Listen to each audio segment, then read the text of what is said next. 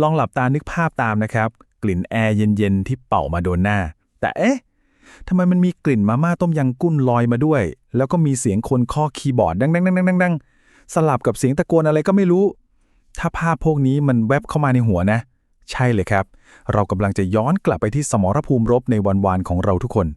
วันนี้เราจะพาทุกคนไปขุดวีรกรรมสุดแสบที่ร้านเกมหน้าปากซอยครับที่เป็นเหมือนสวรรค์ของเด็กยุค 90 เลย แต่บางทีนะสวรรค์อย่างนี้ก็อาจจะกลายเป็นนรกได้ในพริบตาแค่มีคนสำคัญคนหนึ่งเดินถืออาวุธคู่ใจเข้ามาตามกลับบ้านใครเคยเมาเครื่องข้ามคืนหรือตังค์หมดแต่ไม่ยอมกลับยืนดูเพื่อนเล่นเป็นชั่วโมงเนี่ยมารวมตัวกันตรงนี้เลยครับเราคือพวกเดียวกันคือก่อนจะไปว่ากันเรื่องเกมเนี่ยเราต้องเข้าใจระบบนิเวศของร้านเกมก่อนนะครับเพราะมันไม่ใช่แค่ร้านที่มีคอมพิวเตอร์เยอะๆนะแต่มันคือโลกอีกใบเลยมีกฎมีวัฒนธรรมและที่สำคัญมีการแบ่งชนชั้นวรรณะกันอย่างชัดเจนด้วยเรามาดูของที่ต้องมีในร้านกันก่อนสมัยนั้นน่ะลืมเรื่องสแกนจ่ายไปได้เลยมีแต่เดินไปหน้าเคาน์เตอร์แล้วตะโกนบอกพี่เจ้าของร้านพี่ครับคูปองชั่วโมงนึงถ้าเป็นลูกค้าประจำหน่อยก็จะมีสมุดจดชื่อเราไว้เลยเล่นไปก่อนค่อยมาหักเวลาทีหลังบางทีนี่โหดหน่อยนะต้องเอาบัตรประชาชนไปวางค้ำประกันไว้เลยส่วนไอเทมฟื้นพลังในตำนานแล้วเหรอก็ต้องนี่เลยมาม่าผัดใส่ไข่ที่ไม่รู้พี่เจ้าของร้านเขาทำยังไงทำไมมันอร่อยกว่าที่เราทำเองที่บ้านเป็น10 เท่าก็ไม่รู้กินคู่กับเป๊ปซี่ใส่น้ำแข็งหลอดนะโอ้โหสวรรค์ของจริงแล้วก็นี่เลยครับกฎเหล็กที่ไม่ได้เขียนไว้แต่ทุกคนรู้กันดีคือโซนนั่งในร้านเนี่ยมันมีการแบ่งชนชั้นกันอยู่นะครับเครื่องที่อยู่มุมในสุดมืดๆอับๆหน่อยนั่นแหละครับบัลลังก์ของเหล่าโปรเพลเยอร์หรือพวกที่โดดเรียนมาส่วนเครื่องที่อยู่หน้าร้านเลยติดกระจกใสๆใครผ่านไปผ่านมาเห็นหมดนั่นแหละครับโซนสำหรับมือใหม่หัดเล่นหรือเด็กน้อยที่พ่อแม่มาส่งให้ผู้ปกครองมองเห็นได้ง่ายๆหน่อยเอาละครับทีนี้เรามาเข้าเรื่องหลักกันดีกว่าจุดเริ่มต้นของสงครามแห่งศักดิ์ศรี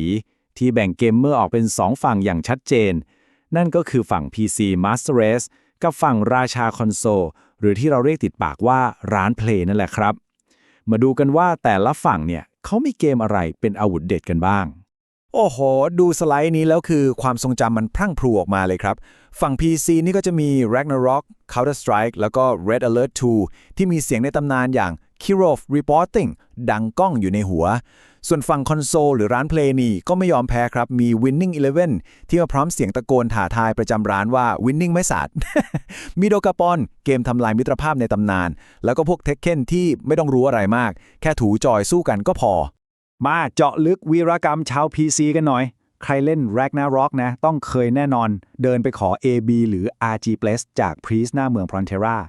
ส่วนสาย Counter Strike นี่ไม่ต้องพูดเยอะเสียงตะโกนว่าเอมันบุก A เนี่ยบางที่ดังกว่าเสียงปืนในเกมอีกนะส่วน Red Alert 2 ใครเลือกเล่น Yuri นี่คือเตรียมตัวโดนเพื่อนมองแรงได้เลยนะครับมันโกงเกินไปแล้วก็เกม Audition เนี่ยแหละคือผู้ต้องหาตัวจริงที่ทำให้ปุ่ม Space Bar ของทุกร้านพังข้ามมาฝั่งคอนโซลบ้างตำนานบทแรกของ Winning เลยคือกองหน้าต้องเป็นโรเบโต คาร์ลอสเท่านั้นพลังยิง99วิ่งยังกับจรวดทั้งที่ตัวจริงแกเป็นกองหลังนะส่วนโดคาปอนนี่ไม่ต้องพูดเยอะมันคือเกมที่ถูกสร้างมาเพื่อทำลายมิตรภาพของจริงทะเลาะกันเป็นเรื่องเป็นราวมานักต่อนักแล้วส่วนแช็กเก้นหรือบัดดี้โรว์ถ้าไม่ต้องรู้เยอะครับแค่ถูจอยสติ๊กให้เร็วที่สุดจนนิ้วพองก็พอแล้วก็เสียงที่คุ้นหูที่สุดก็คือพี่ครับเปลี่ยนแผ่น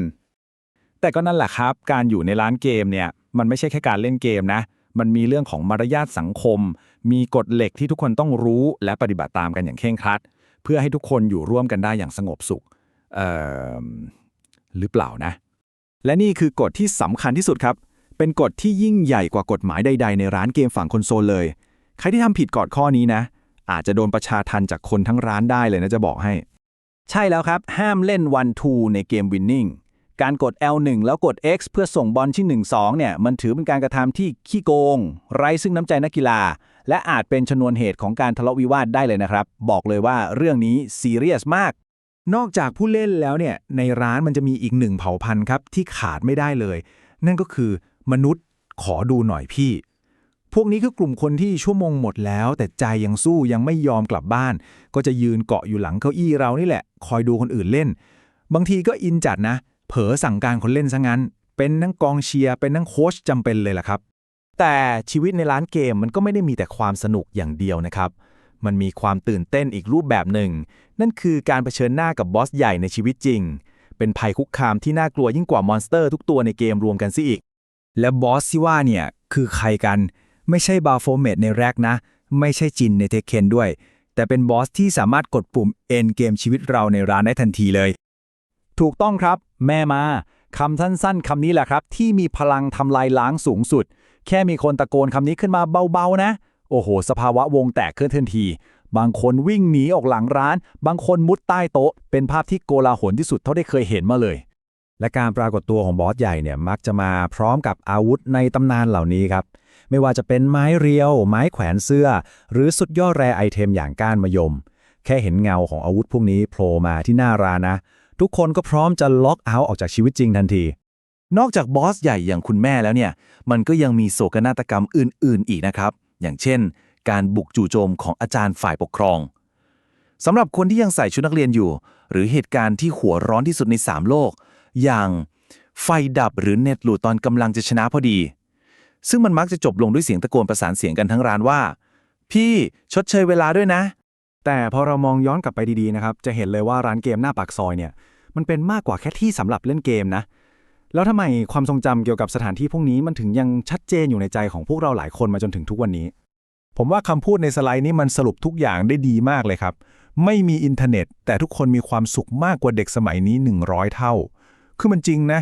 เทคโนโลยีตอนนั้นอาจจะสู้ตอนนี้ไม่ได้เลยไม่มี Wi-Fi ไม่มีสมาร์ทโฟนแต่เรามีเพื่อนอยู่ข้างๆได้ตะโกนคุยกันได้เห็นหน้ากันจริงๆซึ่งมันเป็นความสุขที่หาไม่ได้ง่ายๆในยุคนี้แล้วใช่เลยครับสำหรับพวกเราหลายคนในตอนนั้นนะที่นี่คือสโมสรหลังเลิกเรียนคือที่พักพิงจากโลกภายนอกและมันยังเป็นเหมือนโรงเรียนชีวิตที่สอนวิชาการเอาตัวรอดการเข้าสังคมการแก้ปัญหาเฉพาะหน้าทุกอย่างที่เราเจอในนั้นน่ะมันหล่อหลอมให้เราเติบโตมาจนถึงทุกวันนี้จริงๆและนั่นแหละครับคือโลกอีกใบที่พวกเราเติบโตกันมาเป็นความทรงจำที่ทั้งสนุกทั้งฮาทั้งตื่นเต้นปนกันไปหมดเลยอยากจะถามทิ้งท้ายไว้ว่าแล้ววีรกรรมเด็ดๆในร้านเกมของแต่ละคนคืออะไรกันบ้างครับมีเกมไหนที่เล่นแล้วหัวร้อนที่สุดหรือเคยโดนตามกลับบ้านด้วยอาวุธชนิดไหนเป็นพิเศษลองนึกย้อนถึงวันๆเหล่านั้นกันดูนะครับ